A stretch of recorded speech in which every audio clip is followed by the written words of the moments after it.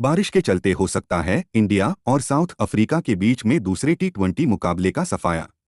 खेल के दौरान बारिश की संभावना 40% है, एक छोटा खेल एक उच्च संभावना है। बारिश के बाद मैदान तैयार होने की स्थिति में बरसापारा स्टेडियम में पिछली चिंताएं हैं। भारत भले ही 1-0 की बढ़त पर आराम से बैठा हो, लेकिन त्रिवेंद्रम से गुवाहाटी तक की लंबी यात्रा के बीच वे इस संभावना के साथ आमने सामने आ गए हैं कि जसप्रीत बुमराह विश्व कप के लिए उपलब्ध नहीं हो सकते हैं, या कम से कम इसके कुछ हिस्सों के लिए। चोट की खबर के रूप में निराशाजनक हो सकता है, भारत ने अपने तेज इक्का के बिना खेलने का स्वाद चखा है। कोविड-19 महामारी के बाद यह पहला अंतर्राष्ट्रीय क्रिकेट मैच है जिसकी सारी टिकटें बिक चुकी हैं। बारसापारा स्टेडियम में पिछला अंतर्राष्ट्रीय मैच 5 जनवरी 2020 को भारत और श्रीलंका के बीच टी20 मैच था, जिसे लगातार बारिश के कारण रद्द करना पड़ा था। मैच से पहले मीडिया से मुखातिब हुए भारतीय मुख्य कोच राहुल द्रविड़ ने कहा कि स्टेडियम में दर्शकों को फिर से देखना शानदार है। द्रविड़ ने कहा, जून के बाद से जब से सारी पाबंदियां हटी हैं, जब भी हम भारत में खेलते हैं तो सारे स्टेडियम खचाखच भरे होते हैं। यह देखना शानदार है।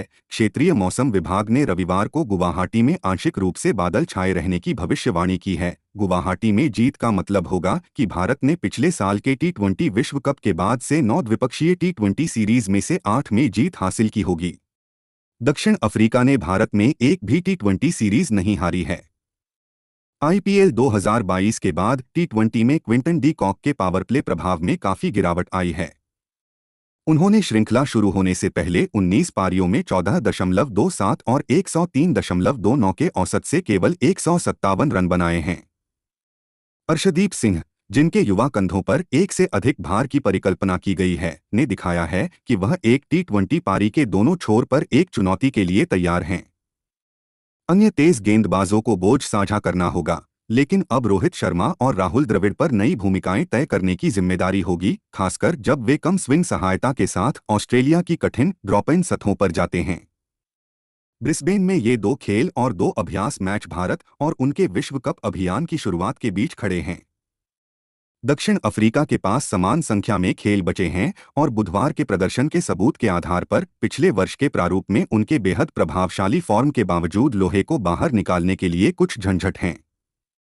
हालांकि जरूरी नहीं कि उन्हें वैसी ही चिंताएं हों जैसी उनके विपक्ष को होती हैं। वे उम्मीद करेंगे कि त्रिवेंद्रम बल्लेबाजी शो एक बार का था और एक बड़ी अस्वस्थता का संकेतक नहीं था। भारत ने उमेश यादव और मोहम्मद सिराज को टीम में शामिल किया है, अगर उन्हें अनुभव के साथ अपनी गेंदबाजी को मजबूत करने की जरूरत है, लेकिन उनके ऐसा करने की संभावना नहीं है।